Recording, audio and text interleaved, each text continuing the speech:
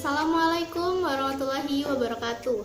Perkenalkan, nama saya Suprihatin dari Universitas Muhammadiyah Lampung, Fakultas Agama Islam Prodi Ekonomi Syariah. Marilah teman-teman kita belajar bersama tentang pembangunan daerah. Sebelum kita membahas pembangunan daerah, apa sih daerah? Daerah terbagi menjadi beberapa aspek. Yang pertama yaitu suatu daerah dianggap sebagai ruang di mana kegiatan ekonomi terjadi. Di dalam berbagai pelosok ruang tersebut terdapat sifat-sifat yang sama. Kesamaan sifat-sifat tersebut antara lain dari segi pendapatan per kapitanya, sosial budayanya, geografinya, dan sebagainya. Daerah dalam pengertian seperti ini disebut dengan daerah homogen. Yang kedua, yaitu suatu daerah dianggap sebagai suatu ekonomi ruang yang dikuasai oleh satu atau beberapa pusat kegiatan ekonomi. Daerah ini disebut dengan daerah modal. Yang ketiga yaitu suatu daerah adalah suatu ekonomi ruang yang berada di bawah satu administrasi tertentu seperti satu provinsi, kabupaten, kecamatan, dan sebagainya. Jadi daerah di sini didasarkan pada pembagian administratif atau negara. Daerah dalam pengertian ini disebut dengan daerah perencanaan atau daerah administrasi. Itulah tadi daerah terbagi menjadi tiga, yaitu daerah homogen, daerah modal, dan daerah administrasi. Baiklah, selanjutnya yaitu apa pengertian dari pembangunan ekonomi daerah? Pembangunan ekonomi daerah adalah suatu proses di mana pemerintah daerah dan masyarakatnya mengelola sumber daya yang ada dan membentuk suatu pola kemitraan antara pemerintah dengan sektor swasta untuk menciptakan suatu lapangan kerja baru dan merangsang perkembangan kegiatan ekonomi dalam wilayah tersebut. Baik, selanjutnya yaitu teori pertumbuhan dan pembangunan daerah. Yang pertama yaitu teori ekonomi neoklasik. Peranan teori ekonomi neoklasik ini tidak terlalu besar dalam menganalisis pembangunan daerah, karena teori ini tidak memiliki dimensi spasial yang signifikan. Namun, teori ini memberikan dua konsep, yaitu konsep keseimbangan dan konsep mobilitas faktor produksi. Artinya, sistem perekonomian akan mencapai keseimbangan alamiahnya jika modal bisa mengalir tanpa pembatasan. Oleh karena itu, modal akan mengalir dari daerah yang berupa tinggi menuju ke daerah yang berupa rendah. Baik, selanjutnya yaitu teori basis ekonomi. Teori basis ekonomi ini menyatakan bahwa faktor penentu utama pertumbuhan ekonomi suatu daerah adalah berhubungan langsung dengan permintaan akan barang dan jasa dari luar daerah. Pertumbuhan industri-industri yang menggunakan sumber daya lokal, termasuk tenaga kerja dan bahan baku untuk diekspor, akan menghasilkan kekayaan daerah dan penciptaan peluang kerja. Selanjutnya yaitu teori lokasi. Para ekonomi regional sering mengatakan bahwa ada tiga faktor yang mempengaruhi pertumbuhan daerah, yaitu lokasi, lokasi, dan lokasi.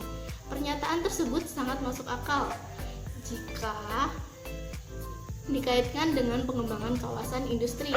Perusahaan cenderung untuk meminimumkan biayanya dengan cara memilih lokasi yang memaksimumkan peluangnya untuk mendekati pasar. Model pembangunan industri kuno menyatakan bahwa lokasi yang terbaik adalah biaya yang termurah antara bahan baku dengan pasar. Selanjutnya yaitu teori tempat sentral. Teori tempat sentral menganggap bahwa ada hierarki tempat.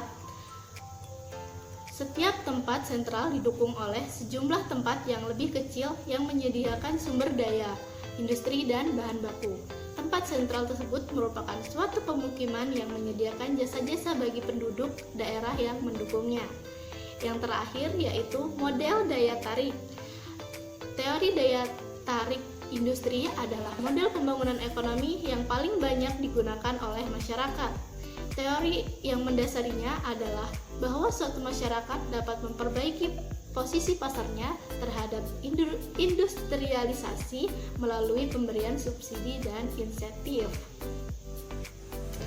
Baik, selanjutnya yaitu tahapan dan tugas dalam proses perencanaan pembangunan daerah. Yang pertama yaitu pengumpulan dan analisis data. yaitu kita harus menentukan basis ekonomi, analisis struktur tenaga kerja, evaluasi kebutuhan tenaga kerja, dan analisis peluang dan kendala pembangunan. Yang kedua yaitu pemilihan strategi pembangunan daerah. Kita harus menentukan tujuan dan kriteria, harus menentukan kemungkinan tindakan, dan juga penyusunan strategi. Yang ketiga yaitu pembuatan rencana tindakan.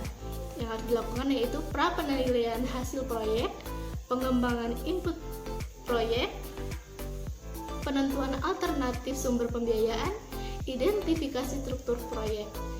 Yang selanjutnya yaitu persiapan perencanaan agregat dan implementasi, yaitu harus penyiapan skedul implementasi rencana proyek, penyusunan program pembangunan secara keseluruhan, dan pemasaran kebutuhan keuangan.